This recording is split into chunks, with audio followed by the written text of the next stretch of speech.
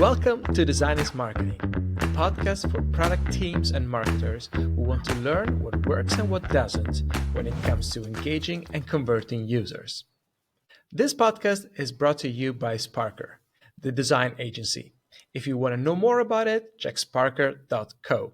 Hello, everyone, to a new episode of Design is Marketing. I'm your host, Federico, and today it's going to be a solo episode.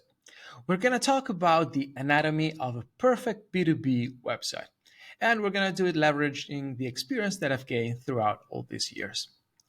Now, what I want to discuss with you is the elements that you should take into account when you're designing or redesigning the website for your B2B company.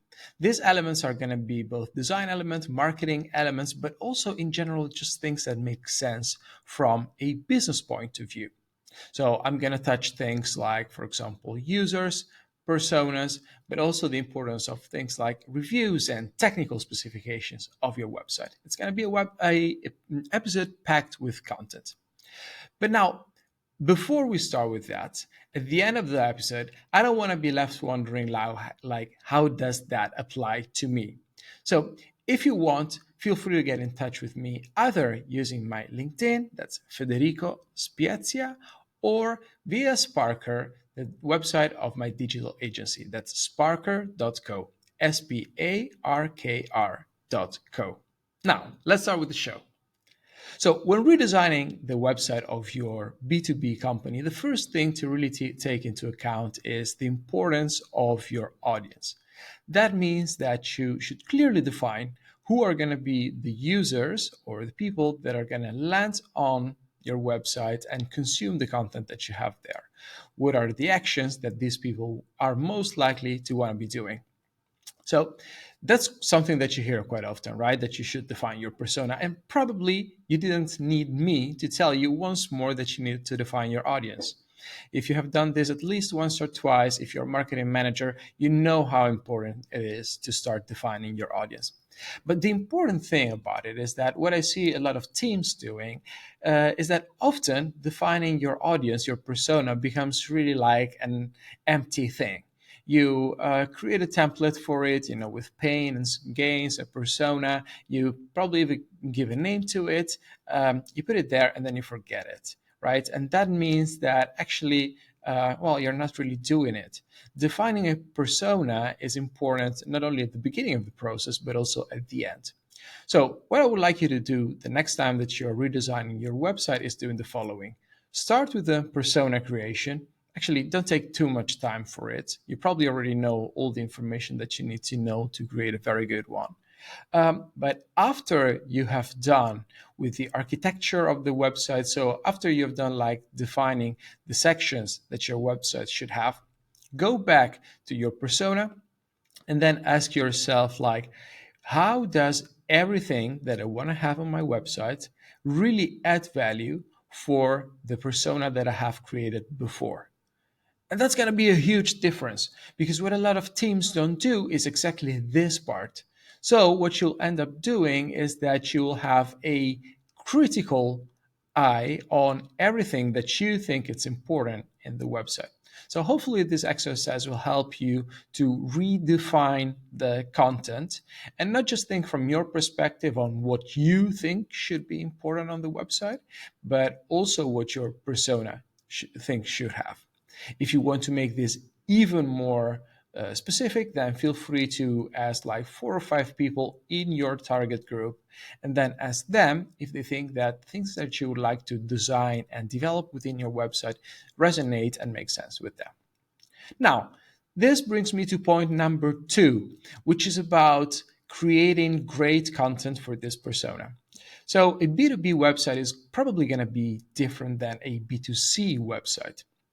You probably can expect that you're going to have lower volumes, right, than, I don't know, a newspaper or an e-commerce. But the quality of the content that you produce is going to be equally important, if not more. Probably especially because of the fact that you're going to have low numbers. So whereas the content of websites like B2C websites can be a bit more generic, a bit more appealing for everybody. Like think of things like fitness or nutrition. In B2B, you really want to have content that is very specific for your persona, taking into account the fact that these people spend every day in exactly the same space where you would like to write about. So your content cannot be generic, cannot be written with ChatGPT. It really needs to be something that it's unique. So, for example, special information that you have researched about, or something that helps to solve a specific problem. So only if you create this kind of content, then you can also make sure that what you will write is interesting and resonates with your target audience. This will make you a thought leader and will assure that people will come back on your website to look for more. And this thing of coming back, it's really going to be what makes the success of your B2B website. Now, with that comes point number 3. Point number 3 is about making sure that you foresee a clear user journey for every one of your users. What does that mean? So, not everyone that comes on your website will be at the same level of understanding of your product. There's first-time visitors and there's returning visitors. And perhaps there's also visitors that are already using your product and for example, need certain information on like how to use it, demos, tutorials, or maybe even just information on their billing. So for each one of them, you need to create a different kind of journey. You need to foresee it. Now, what's the problem is that your website is just one. So your navigation really needs to make it clear for each one of them how they can find the information that they are looking for. So take the case of a B2B website that is offering, for example, a SaaS platform, as probably many of you listeners are going to have.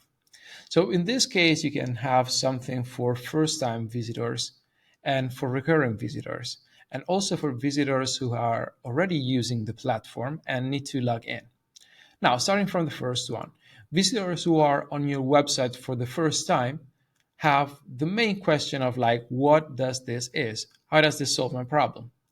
So in that case, you need to clearly show the fact that it makes sense for them to spend even one more second of their time researching on your website how your solution can solve their problem. Because the truth is that the majority of your traffic is going to churn within the very first like 2 to 4 seconds from being on your homepage. They're not even going to scroll. For users that are returning on your website, what you have done for them probably is already started to educate them. And I think education is really a very important thing of a B2B website. So what you can foresee is that the majority of your users are not going to buy from day one, from the first time that they come on your website. So what you need to do is to have a way to start a dialogue with them. You want, for example, to be able to collect their email address so that you can create this dialogue, which is not only going to be done with your website, but a synergy of your website, your email, social media sometimes, or in general, like content that you create, can be on social media or a podcast like this, and your marketing material, like, for example, one pager, white papers, and so on. It's only the synergy of all this material that you create that will make sure that you can educate your users and transform them into buyers of your product. The third one is returning users. So people that have already started using your product. And in their case, there a whole new series of consideration that opens, right? So for them, sometimes your website is just a way to log in and start using your platform. It's not the case for every B2B company, but for most of them, it is. So in that case, people log into your platform, but they can still be have question concerning, like, for example, how do I use this product? What are the payment plans available? How do I contact support? So these are also things that you want to have on your website. Sometimes it would make sense to have a separate section for them, so really create more like a platform experience. But that's also one of the things that you want to consider when shaping the architecture of your website. Lastly, that's more for startups and scale-ups. Sometimes you also have other users to consider, like, for example, investors, or say that your company is a regulated one. So maybe the regulator would want to have access to your website and see what you're doing.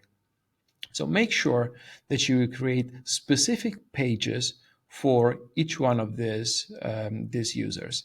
Investors, for example, an investor relationship page where they can download certain content and know more. This is also going to be important for your email marketing, for example, so that you can segment your audience and where they're coming from, and then target them with relevant content. Now, tip number 4, it's going to be about technical details. Here, what I want to say is that it's super important that your website is mobile friendly and fast. That's something that we hear a lot when it comes to B2C. It's equally important with B2B. So really make sure that your website is as sharp as you can get it, because, well, we all know that people are going to churn if your mobile experience is not great. Also think of the fact that most of the times the experience of new users and returning users is going to be done on multiple devices. So whereas for B2B, we often think of an experience like a desktop experience for the way in which people keep using your product. If you have a platform, for example, when they're still researching information about you, they're gonna do it both from desktop and mobile. So it's important that your website supports both. I don't have to spend a lot of time on that, but look at things like the mobile optimization, but also the loading time of your pages. What I see often doing is that startups or companies upload a lot of material, which is, for example, very high quality images or videos. This may pages very, very slow to load. So especially if you're starting and you don't want to spend a fortune on how you're hosting your website, right? Well, there's no need to overdo. Sometimes, like, nice, good images that show your product and that can inspire a bit the visitors would do actually just fine. And now we come to tip number 5, which is create solid use cases. Approach people who have already been using your product or solution and ask them if you can feature them on your website, displaying how you have solved a problem for them and what was the end result that you created for them. Having pages, telling a bit of a story about how your product or solution has changed the life of companies that have worked with that are going to be super powerful to generate new business. So on a use case page, what you typically want to have is as much information as possible on the company that has been using your product, a transformational story. So how using your product or solution made a difference for that company. Was it about overall satisfaction, or saving time, or reducing costs, or creating extra revenue, or being able to tap into a new market? So all these things, you really want to make sure that you make them explicit. If you have pictures that can also show something about that client, that is usually a very good idea. And then lastly, it's very powerful to have, for example, a quote from someone at that company that wants to vouch for you. If instead of only a quote, you also manage to have a video, well, that is jackpot, and you have created a very important and very compelling use case page. So that was it. 5 tips on how to create a very strong B2B website for your company. Let me just recap for you the 5 points that we have discussed today. So number 1, it's about understanding who your users are going to be. Number 2 is about creating very compelling content for these users. Number 3, make sure that you have sketched and have a very good idea of what is the journey of each one of your user groups within your website, and then have content and pages or sections that address each one of their needs within each one of the stages where they are. So to make it clear, new users, returning users, investors, people that need more education. Number 4, make sure that your website is optimized for mobile and it's loading fast. And then lastly, number 5, make sure that you are strong on use cases and you can really show how you have transformed the life of your users thanks to your product or service. So here you have it, 5 simple tips to transform your website from a simple B2B website into a real conversion machine. If you enjoyed this episode, please don't forget to give us a good rating, 5-star review, or thumbs up on any platform on which you're listening to it or watching it. I hope you enjoyed the show and stay tuned next week for a new episode of Design is Marketing.